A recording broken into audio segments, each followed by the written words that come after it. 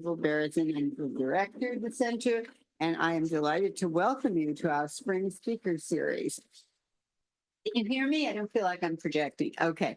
This is the first in a series of 3 talks. I just want to alert you. We have Adrian Favell next week, who is also going to speak about integration and immigration, and he's going to show a film on sort of the left behind areas of the north of England. He's actually a sociologist who became a producer. So I encourage you all to see this. So many possible venues for you to move forward into after your degree. And then on the 21st of April, we'll have Michelle Lamont, who will give the Luigi Einaudi Distinguished Lecture.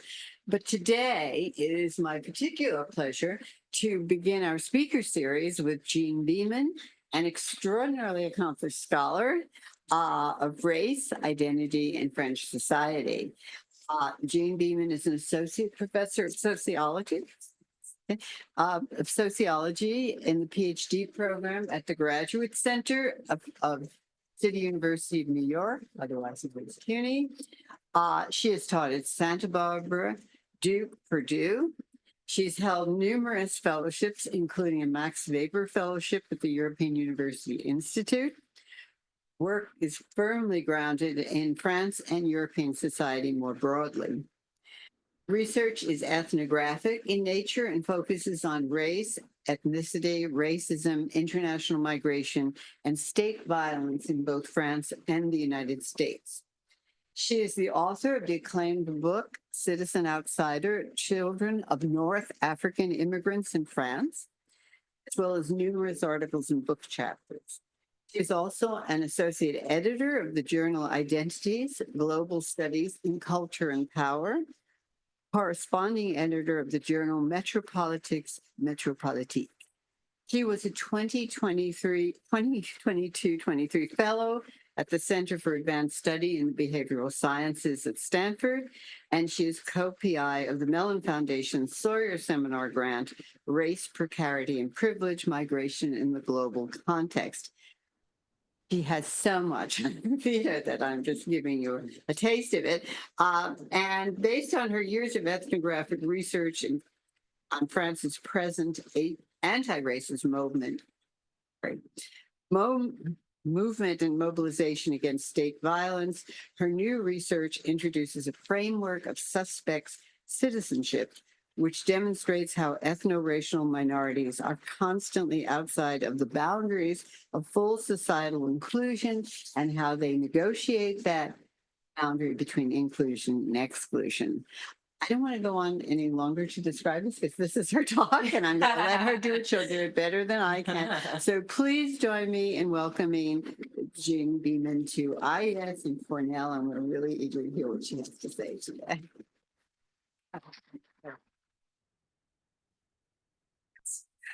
Thank you so much, Mabel, for that generous introduction and for the invitation to be here. Thank you so much, Patricia and Taylor, for all the logistical arrangements. And thank you to the Institute for European Studies for this, for inviting me to share my work. It's my first trip to Cornell, so I'm very happy to be here. Okay, so I'll just dive right in, and hopefully the volume's okay. All right, so the title of my lecture is Suspect Citizenship, Rethinking Belonging and Non-Belonging in Plural Societies, which comes from a book that I'm currently writing, so I'm really happy to share parts of that with you today. So just to give a quick preamble about myself, I'm a scholar and ethnographer of race, racism, and migration in France. And I've often been asked how I came to this topic, and that's a bit of a long story. I want to kind of partly address that and situate us today by starting with James Baldwin, the late African-American intellectual and writer and expat to Paris, and how his reflections about race and belonging in France as an African-American have been so influential to me. So in 1972, in No Name in the Street, he wrote, quote, "Life in Paris was to some extent protected by the fact that I carried a green passport. This passport proclaimed that I was a free citizen of a free country and was not therefore to be treated as one of Europe's uncivilized Black possessions," end quote. So what Baldwin beautifully illustrates is how his status as an African-American in Paris simultaneously allowed him to witness cruelties towards France's ethnoracial minorities and realize the status afforded to him as an American living in Paris. Baldwin's insights and observations resonated with me years later as I was conducting my own fieldwork in France. And they connect with what I'm going to share with you today. Thinking through how France, as part of Europe, treats its quote unquote undesirable populations, and how I think this speaks to how we should understand belonging and non belonging in post colonial and plural societies. I'm interested in how the state produces non belonging and makes people feel out of place, including through, as I'll discuss shortly, state violence. So on October 2005, Saeed Benna, a 17-year-old of Tunisian origin, and Benna Traoré, a 15-year-old of Malayan origin, pictured here, were electrocuted in a substation as they fled police in the Parisian banlieue or suburban outskirt of Plessis-sous-Bois. They were allegedly trying to avoid an identity check or a control d'identité. Under current laws, police officers have justification to stop individuals seen as quote unquote suspicious, ask for their identification and whereabouts, and comb through their belongings. Such identity checks have often led to harassment and brutality by the police, including death. So therefore, in running for their lives, Zaid and Bona were also ran towards their deaths. Outrage about their deaths and the lack of acknowledgement thereof by the police led to uprisings throughout France's banlieues for a few weeks, perhaps some of you recall. National and international media heavily covered these uprisings, featuring lots of images and photos of heavily armed police officers and of cars and buildings on fire.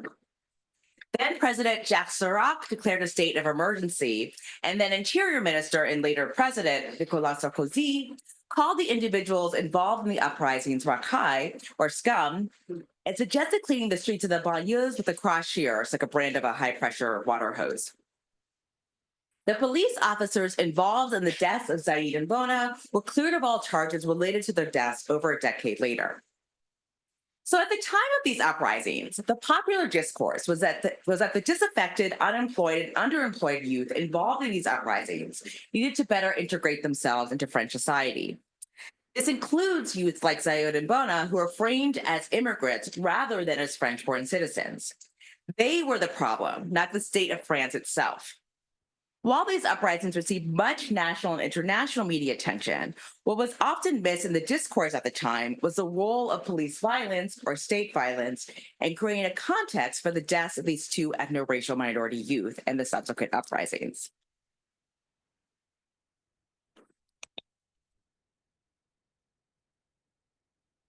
I argue that Zaid and Bona were fleeing the police because of the suspect citizenship to which they'd been assigned. They were framed as suspects and not as full citizens or members of society. The state, through the police, among other institutions, renders certain populations as automatically and necessarily suspect or suspicious because of their ethno-racial status. And I say necessary in reference to the work they do for the state, which I'll talk about a bit later. The lives and deaths of Zaid and Bona reveal how plural societies presently operate. Certain populations occupy a liminal status vis-a-vis full inclusion into mainstream society and the benefits of full substantive citizenship, and can therefore be easily disregarded or disposed of. I introduced suspect citizenship as a framework for considering how certain populations, by virtue of their ethno-racial assignment by others, have been rendered forever marginalized and incapable of being included into the polity. I use visible minorities' understanding and experiences of state violence, as well as how they mobilize against it, to understand how the suspect citizenship is both constructed and resisted. And therefore, this 2005 moment or critical juncture, as I'll later discuss, was not the only or most recent example of state violence in France. It was also neither the beginning nor the end of the construction of suspect citizenship, as state violence stems from France's colonial histories in much of the Maghreb, West Africa, the Caribbean, and Asia, and persists in this present post-colonial or neocolonial moment. I argue that suspect citizenship matters as a way to make sense of how colonial and racial logics persist in the post-colonial period. I demonstrate, therefore, that state violence is not just a question of race, it is a question of citizenship. Who can belong and who is permanently excluded from belonging. I present suspect citizenship as a more capacious way of understanding how differences in hierarchies are maintained following the end of formal colonial rule. And here I'm using the term visible minorities as a way, which is a French social science term used to refer to ethnoracial minorities in the seemingly colorblind context.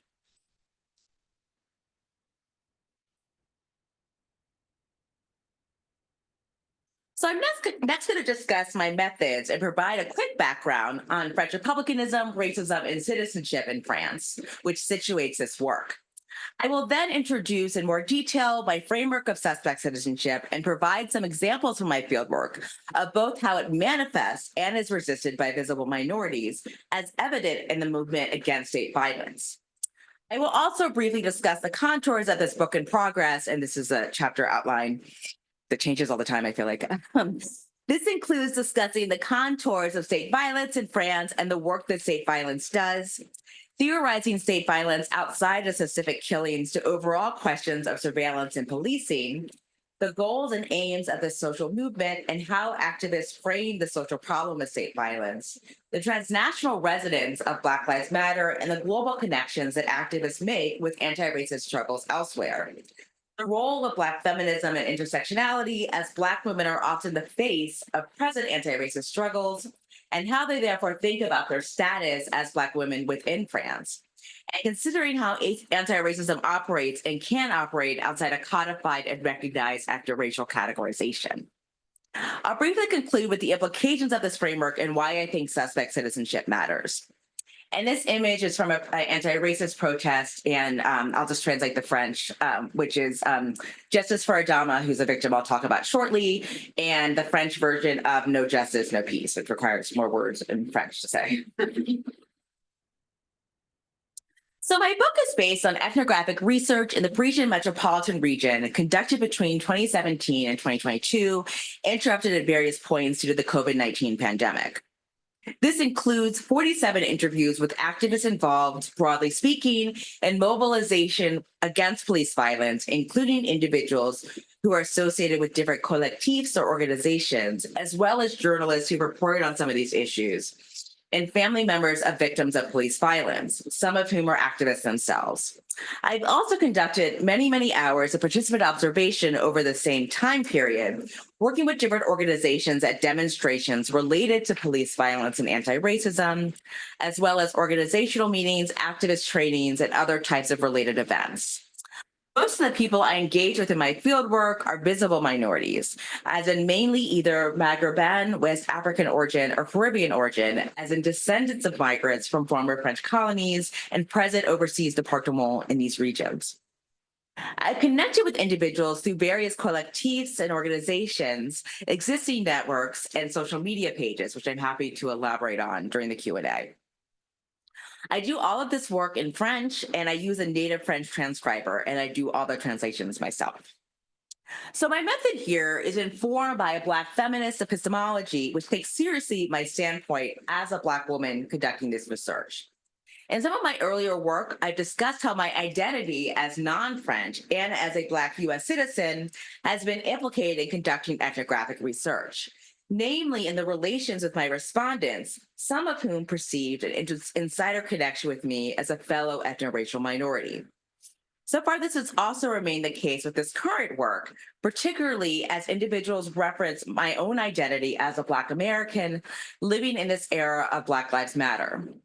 I'm continually fascinated by how the connections my interlocutors make and the boundaries they draw vis-a-vis my identity or their perceptions of my identity further reveal how racism is understood in French society. And this is a photo I took at a 2018 demonstration for Adama Traoré, who was killed by the police in 2016, who I'll discuss shortly. And I want to also add that I took the majority of the photos in this talk, which I also see as part of my ethnographic method.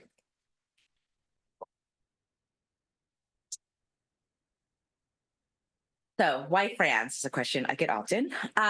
So France is a fascinating site to explore the liminality and complexities of citizenship, inclusion and exclusion, and belonging because of its model of citizenship based on its Republican ethos, which does not recognize identity-based categorization. So in this context, the only meaningful and legitimate identity in France is being French. France emphasizes the connection among citizens over any other characteristic or categorization. Distinctions based on group identities are ostensibly not made or allowed. Race is not even seen as legitimate or quote unquote real. It is not measured in the census or elsewhere in the government. And in fact, acknowledging race is itself seen to perpetuate racism. France, therefore, continually imagines and constructs itself as colorblind and race neutral. Yet, despite the Republican emphasis on the renunciation of such categorization, many scholars, including, for example, historians Sue Peabody, Todd Shepard, and Jennifer Boitron, have all argued that France has long relied on ethnoracial boundaries in constructing its national identity. Race has operated and still operates as a basis of differentiation within France. So here I find Ami Wainot's framework of the racial project to be instructive, as this framework allows me to consider how people are marked as different and inferior without state-level categories. It also explains the creation and maintenance of a quote-unquote racial common sense, in which individuals are marked as distinct in the absence of state categories, and those distinctions come to have meaningful consequences. So, given its long history of colonial slavery, colonialism, and related subsequent migration to the metropole, France is a crucial site for understanding how individuals who are descendants of imperial and colonial structures fare in a post-colonial context, as well as how states, quote unquote, manage descendants of formerly colonized subjects. Relatedly, while anti-Blackness is a global phenomenon, France provides a site for understanding its continuities both during and following colonial rule, and for how colonial logics of inherent inferiority and dehumanization get expressed in a post-colonial context. So Frantz Fanon wrote of how the European has a fixed concept of the Negro, and therefore how Blacks in France are not seen as of France. This is an example of what scholar David Theo Goldberg has termed quote unquote racial Europeanization, or how race is often seen as a problem or everywhere but in Europe, whereas instead often framed as exceptional or related to phenomena of the past, such as the Holocaust, as well as to the general ways that European identity is constructed as synonymous with being white, so that not being white marks one as not being part of Europe.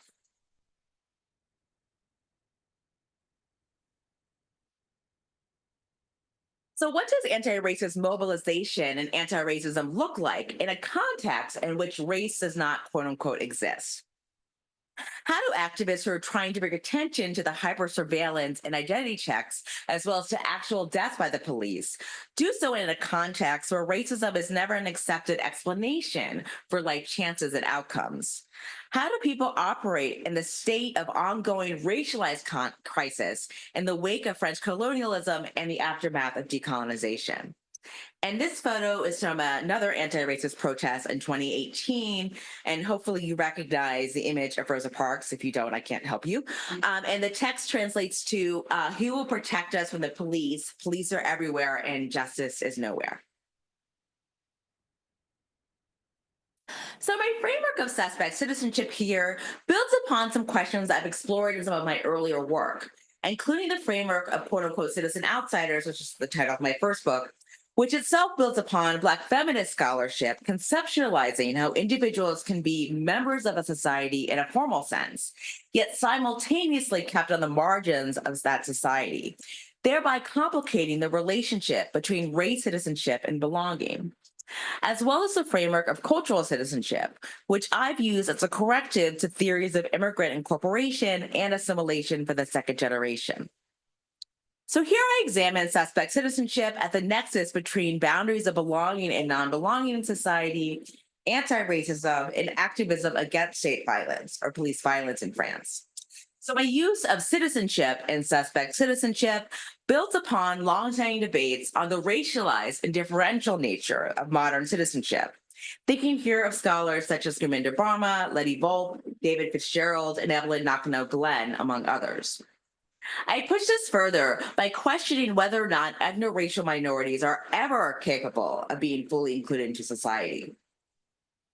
My use of suspect and suspect citizenship builds upon extant research on Islamophobia and anti-Muslim racism, and how Muslims are increasingly surveilled and constructed as quote unquote suspect communities, as Francesco Ragazzi has shown in his work. Yet I extend this by arguing that this ongoing construction of suspicion is broader than just counterterrorism in Muslim communities. Rather, it is constructed against all and resisted by all non-white populations. So suspect citizenship is another way of considering how non-belonging is produced. Here I'm building off the work of sociologists Anna Korteweg and Gorcha Yurkadel, as well as the precariousness and liminality of full societal inclusion. In this way, I suggest that visible minorities in France are quote-unquote permanent minorities, per Madami's formulation, who has argued that colonial modernity led to the making of permanent minorities in modern nation states, and quote-unquote permanent strangers, per Stephen Small, who has argued that Black people throughout Europe wear their passports on their faces. In this way, suspect citizenship also clarifies the relationship between non-belonging and anti-Blackness, as I demonstrate how they are co-created and co-produced. I present an empirically produced theory of the production of non-belonging and its relationship to global whiteness and white supremacy. I demonstrate how suspicion is constructed and attached to civic populations, and how these populations make sense of and mobilize against and resist this construction. This suspicion locates them on the margins of mainstream society and renders their incorporation and inclusion as impossible. Therefore, I argue that it is not one's legal citizenship status that marks boundaries of inclusion and belonging, but rather one's permanent construction as suspect.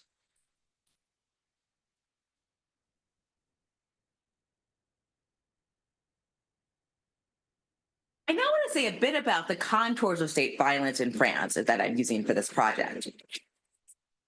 So anthropologist Didier Fasson has argued that the police acts as an agent of the state to maintain ethnoracial boundaries in the absence of state-level categories. In other words, the police enact the real and symbolic violence of the state, or do its quote-unquote violence work, as Mahida Taher terms it. So here I'm intentionally using the term state violence, not just to refer to specific killings by the police, but also as a way to understand the different ways that the state, including through the police, is involved in the systematic devaluing of certain individuals and populations across various domains of society. In doing so, I rely upon Ruth Wilson Gilmore's definition of racism as quote unquote, the sanctioned or extra legal production and exploitation of group differentiated vulnerability to premature death. Such a definition of racism helps to clarify the relationship between ethnoracial assignment, the state, and the violence it enacts. Anthropologist Paul Silverstein has argued that these control identité, or identity checks by the police, such as what Zaid and Bona experienced before their deaths, are a kind of citizenship surveillance of predominantly Black and Maghreb-origin individuals. French political scientists Fabienne Jobard and René Lévy have demonstrated how they disproportionately target visible minorities. A 2012 Human Rights Watch report found that the majority of Black and Maghreb-origin individuals reported identity checks by the police as a major problem. They are 6 to 8 times more likely than whites to experience them. As to actual deaths by the police, estimates vary widely, but one estimate by Bastamag, which is an independent French media source, states that between 1977 and 2022, about 861 people died at the hands of the police in France. By focusing beyond specific incidents of state violence to examining the specter of state violence, I'm interested in the work state violence does within a society. It conditions certain populations to be suspect or forever on the margins of said society. In other words, the raw numbers or statistics of police brutality only tell part of the story. Considering state violence in its broader scope reveals how it is not exceptional, but rather part of a broader structural condition in which profiling and surveillance are normalized and quotidian. And this image is from a 2018 protest for Limin Jiang, who was murdered by the police in 2007, and I'll talk about him shortly as well. And the French translates to the mean cop's assassin and the nice cops just watch. So to contextualize this a little bit, I'm going to provide two quick examples of the state violence and identity checks by the police. First, I want to discuss Safia, who was actually someone I first met many years ago when I was doing research for my dissertation and first book.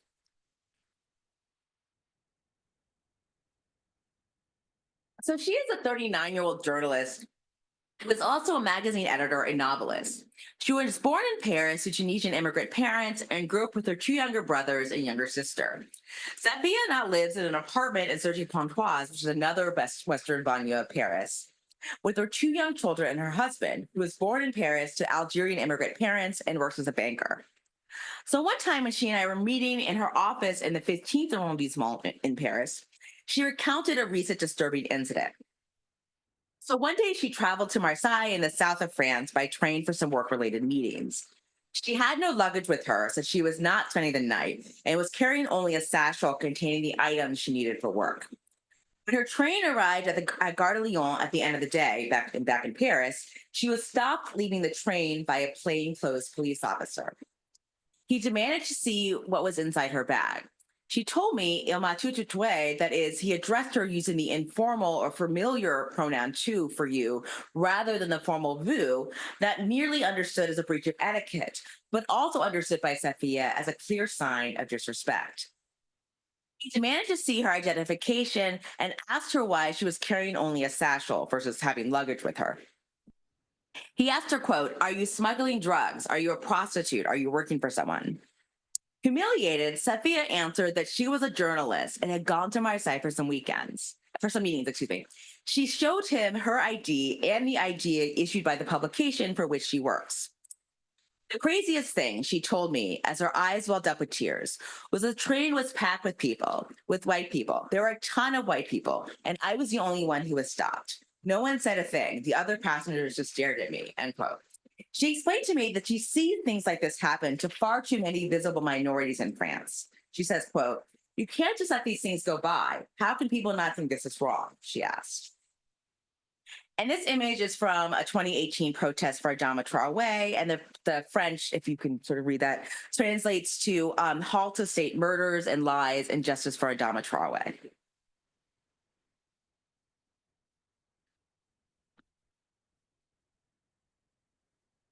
So the second example of identity check is by the police is from the 2019 Ladilage film Les Miserables. Les Miserables is an exploration of, among other things, police minority relations in a Parisian banlieue, which was also the setting for the 1862 Victor Hugo novel, hence the film's title. So I'm going to play this because it's about a minute long, and hopefully this will. So one reason why I wanted to show this clip and highly recommend this film is how it really addresses and shows the quotidianness of police harassment, which is also evident from the experiences that I just shared. So throughout my fieldwork, many made direct connections between ongoing practices of policing, harassment, and hypersurveillance with the same patterns and practices in former French colonies and present overseas departments. And it reminded me that what I was studying and witnessing was therefore not a new phenomenon. They are therefore responding to a state violence that is not new, but rather an extension of the violence under French colonial rule. For example, historian Jennifer Baton has demonstrated how throughout France's empire in parts of Asia, Africa, and the Caribbean, various colonized populations were labeled quote unquote suspicious or quote unquote undesirable by French officials, including when they migrated to the metropole, and various decolonial and anti-colonial activists were heavily monitored and surveilled by the French police. One function of suspect citizenship is how it maintains these colonial continuities, including which individuals are questioned, doubted, or distrusted. For example, Franco is a 47-year-old activist who was born in Guadeloupe and came to mainland France when he was 2 years old. When we first met in a small cafe near the movie theater Leal Shopping Center, he explained these continuities and how they relate to state violence. He says, quote, What's happening now in France is reproducing what happened in the colonies. Postcolonialism is just a myth. What we have now is neocolonialism. Nothing has changed, just the ideas are the same. This is a bigger problem than just police violence. It is part of a neocolonialism. Police violence is just a symptom of what really hurts people. We have to fight against what's in people's heads, what never left. We have to decolonize our minds. It's the only way towards a total liberation of Black people, end quote.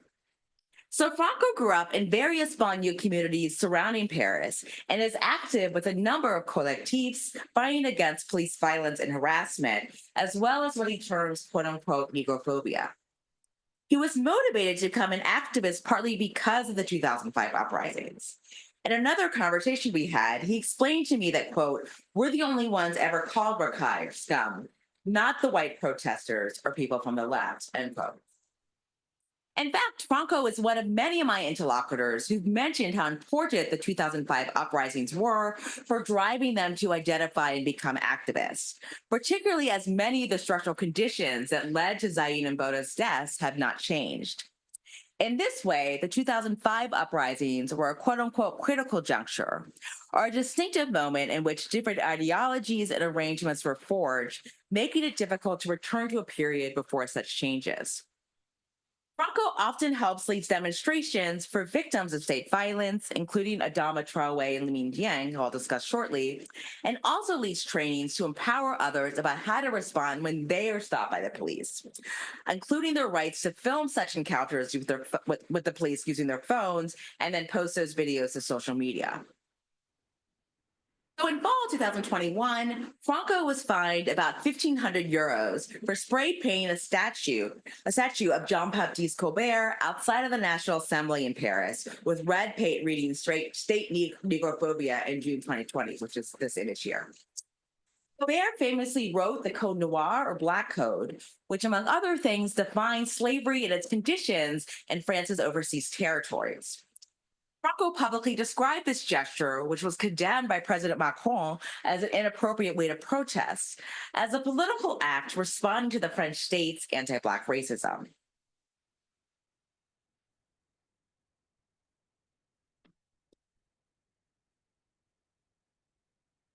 The visible minorities can understand state violence as targeting them, but must access different frames and strategies to fight against it. They resist state violence by appealing to French Republican values and indicting the state as a whole, but they do so while making claims to the state and to being French. For example, Christian is a short, middle-aged Maghreb origin man who became active in this movement after his own 11-year-old son was killed by a flashball, which is a handheld projectile launcher used by the French police.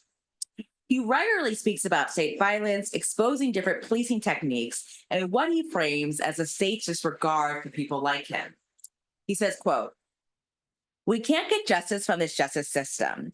We need to show force to show that this is intolerable. What's happening here is serious for a country with human rights.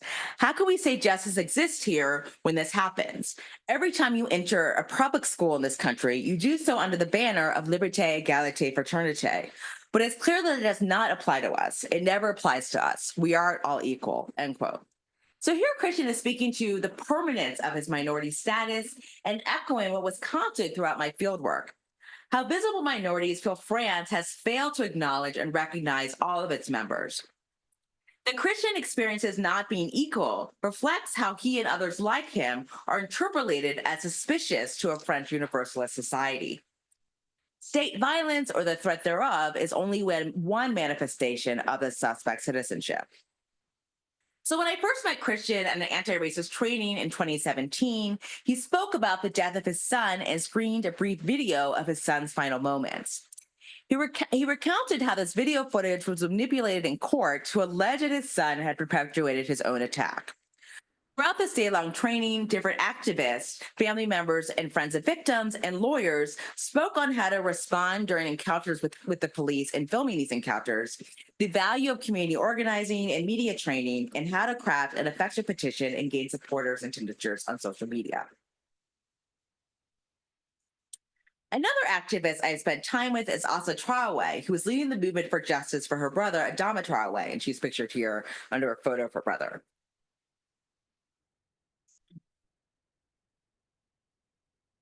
Adama Traore was a 24-year-old Black construction worker who died after being arrested in a banlieue north of Paris in July 2016. The police first claimed that he had died of a heart attack and then later said he had had a severe infection. And there have been multiple explanations given ever since.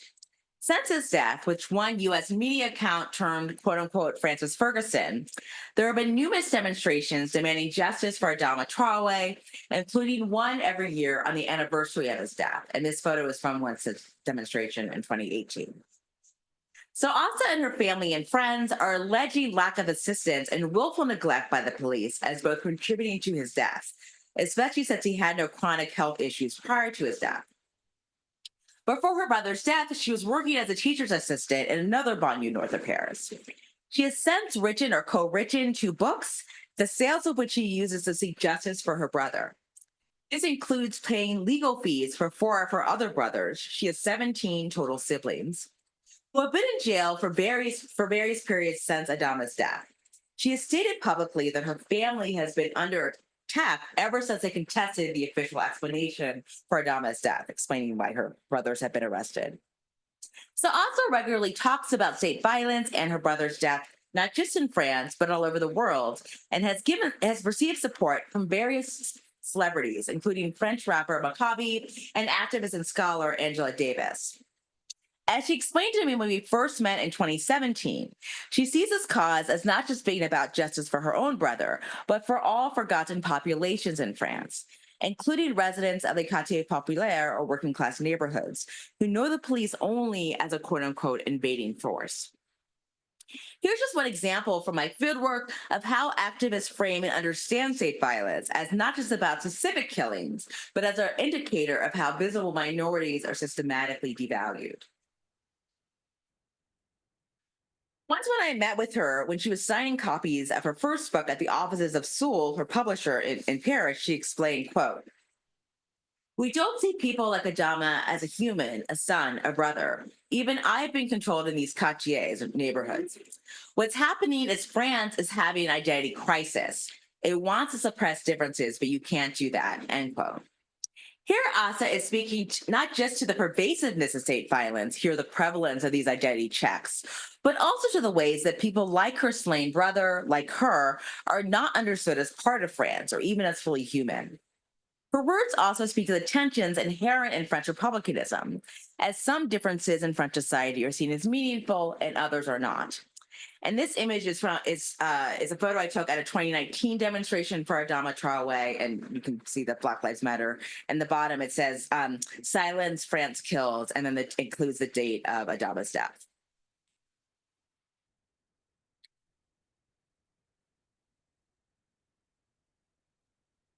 So when I first met Asa in 2017, she had paid attention both to incidents of police brutality here in the States and elsewhere, as well as to the growing Black Lives Matter movement.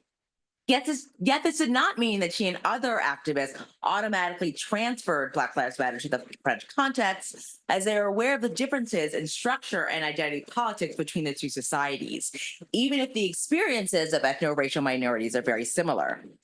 So as Asa explained to me at that time, she said, quote, "Black Lives Matter is difficult to do here. You can't even say the word noir, Black. And all these issues are related, undocumented immigration, etc. So we can't have a subcategory of Blacks. We can't say that undocumented immigrants are not ours, that they are not related," end quote. So I highlight Asa's understanding of Black Lives Matter here to illustrate that folks can relate to Black Lives Matter in the United States and incidents against state violence against Black Americans while also critiquing the movement here. And this photo is from a community event sponsored by Ferguson in Paris, which is an anti-racist collective that I've also worked with. And these individuals are actually African-American activists from St. Louis who came to Paris to discuss their experiences being involved in the protests in Ferguson, Missouri, following the death of Michael Brown. However, especially since the 2020 death of George Floyd and the ensuing protests and demonstrations throughout much of Europe, Asa has become a face, if not the face, of France's present anti-racist movement, and has been framed as such in French and international media. For example, ASA led a massive demonstration outside the High Court in Paris of more than 20,000 protesters against state violence, including the death of her own brother Adama and Floyd's murder, as shown in this image here. Several protest signs invoked Black Lives Matter and quote unquote, "I can't breathe," the last words of both George Floyd and Adama Traore. In a later interview with the French magazine Antidote, ASA says, quote, "When George Floyd died, that's our brother. They, Floyd and Traore, died the same way. I recognize myself in Black Lives Matter. We are all Black Lives Matter. Our common issue is racial discrimination. Here is over there, it is the Blacks, the non-whites who are being killed," end quote. So considering the shift in her perception, I suggest that we should not assume a natural resonance or automatic connection with Black Lives Matter, but more importantly, pay attention to the nuances and tensions by which visible minorities pay attention to incidents of state violence in the US as well as elsewhere, but have their own critiques and strategies about movement ideology and tactics. So they are not parroting whatever comes out of the United States, but rather considering strategically what it means to do so. And ASA's anti-racist work, both within and outside of France, speaks to this.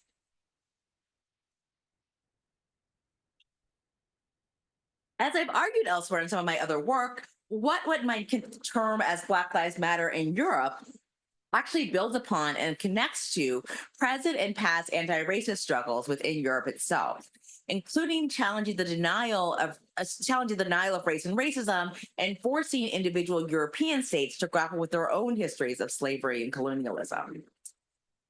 And considering how visible minorities challenge and resist their suspect citizenship, it is therefore necessary to consider both the local specificities and how these struggles travel beyond nation-state borders. As the example of ASA illustrates, women are often the faces of this movement against state violence as they mobilize on behalf of their brothers, sons, and other male relatives as victims of state violence. In doing so, they often leverage their standpoint as Black women and women of color more generally to demonstrate how state violence is both a racial and gendered phenomenon. This is, of course, part of a global history of Black women as central to movements for Black liberation more broadly. It is therefore useful to employ an intersectional perspective to dimensions and structures of suspect citizenship. And this image is from Ferguson in Paris, the collective I mentioned Facebook page. And pictured here left to right are Ramada Dieng, who I'll talk about next, Amel Bentouzi, whose brother Amin was killed by the police in 2012, and Asa, who I just discussed. And then on Asa's sign are the names of other victims of state violence in France.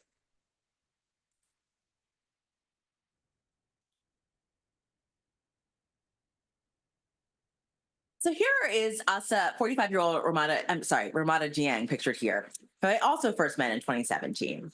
So on June 17, 2007, her brother, Lamine Dieng, a 25-year-old of Senegalese origin, died following a struggle with multiple police officers in Paris's 20th arrondissement, not too far from the famous Père Lachaise cemetery, if that's familiar to folks. Lamine was restrained face down on the street with his hands tied behind his back and his feet strapped together. He was then taken to a police van, and by the time he arrived at the police station, he was no longer breathing. The medical report stated that he died of asphyxiation, yet his family and friends want a full investigation as well as punishment for the officers involved. And this photo is from a 2018 demonstration for Min Jian.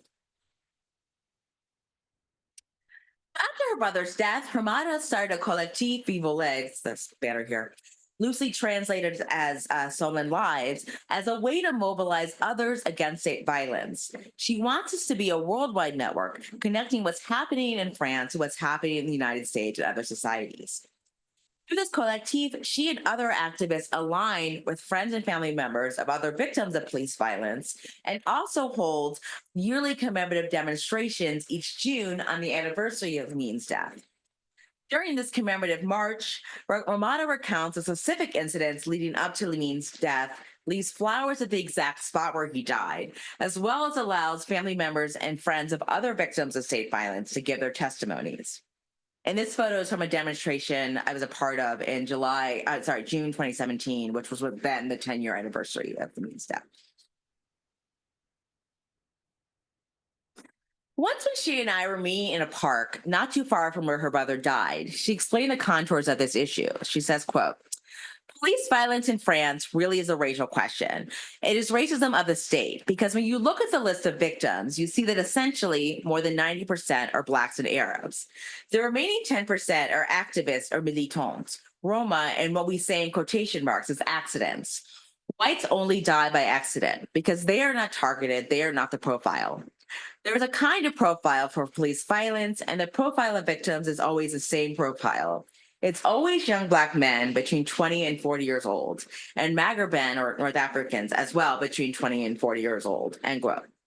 So Ramada sees being a woman as an asset in this struggle, as women are often subjected to identity checks like men, as evident by the clip I showed earlier. And she sees her brother as an example of any Black or Maghreben origin man in France that this could happen to. In that same conversation, she told me that in the United States, state violence is much worse, as there are many more victims here. Yes, she says, quote, this happens in all Western societies because it comes from the state. The state is racist, end quote. This is one example of how state violence is understood as state racism, again, despite France's denial of race and racism, as well as how visible minorities understand state violence as a looming presence and threat. And during the same meeting with Romana, she noted to me how frequently the same police officers were coming by the park where we were hanging out, harassing the same youth they had spoken to only an hour or two beforehand, speaking both to the quotidianness of police harassment and the social function it ultimately plays. And this image is from a poster advertising the 2015 Liming demonstration. And hopefully you recognize Malcolm X and the references to Ferguson, Detroit, and Baltimore, sort of cities of kind of high profile incidents of police violence against Black Americans. And then the French translates to our objective is total freedom, total justice, total equality by any means necessary. And then the second quote is truth is on the side of the oppressed. So, as it relates to this broader anti racism movement, I've analyzed how activists frame the social problem of state violence. This includes seeing it as but one manifestation of racism against ethnoracial minorities, as an example of the banality of police harassment in everyday life, as an indictment of the French state as a whole, as both a racial and gendered problem, as a continuation of colonial rule and violence, as a geographical or spatial problem, as part of a sort of larger marginalization of residents in the quartier populaire or working class neighborhoods, as well as various banlieue communities, and is connected to state violence against Black populations globally, including in the United States as it relates to the BLM movement. So, as race is not a legitimate category upon which to make claims to the states, activists have to be strategic in how they invoke state violence as a racial phenomenon. In the absence of state recognition, they engage in knowledge production, producing their own data on the prevalence and impact of state violence. Relatedly, they employ social media and technologies to share incidents of police brutality, organize and publicize demonstrations, trainings, and protests, as well as connect with others both within and outside of France. And this image is a mural. I did not take this photo, it's a Getty Images photo. But this is a mural of Adama Traoré and George Floyd in Saint-Denis, which is a department just north of Paris in 2020 after the death of George Floyd. So Ami and I argue that we are quote unquote compelled to think racially, meaning that in order to oppose racism, we must acknowledge race. Racism is evident in practices and discourses of state violence, which creates and reinforces suspect citizenship. State activates ethnoracial boundaries through incidents such as the deaths of Zaid or Bona or Lamine or Adama. The challenge to combating state violence, is doing so under the constraints of French Republican ideology. Ethno-racial distinctions remain salient in French society, yet claims for recognition as French are forever thwarted in the face of these constraints. Struggles against state violence have to also be anti-racist struggles, even though there is no language to combat racism within France. So activists can connect their struggles, for example, with similar incidents of state violence elsewhere, but they are doing so in a context in which there are no quote-unquote Black lives. And this is a photo of a banner at a 2019 demonstration for Adama Traore. And all of these names are different victims of state violence, and then the numbers are the ages at which they died.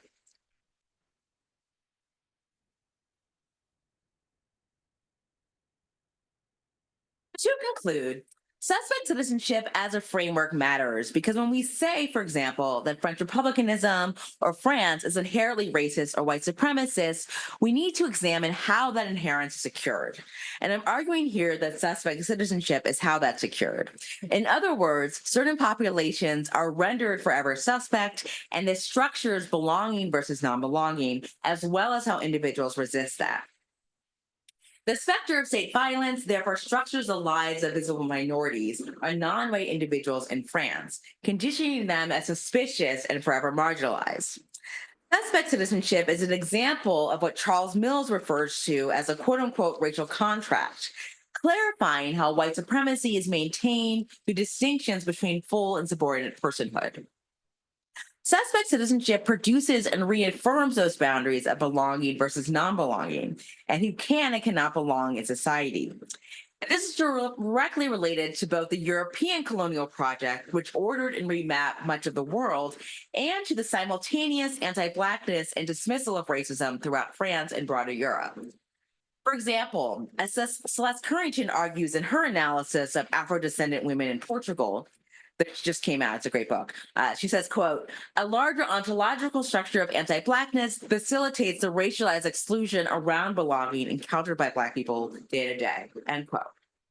In this way, the ongoing racial logics of difference forged under colonial rule provide a context for the use of state violence and police harassment in structuring and enforcing belonging versus non-belonging.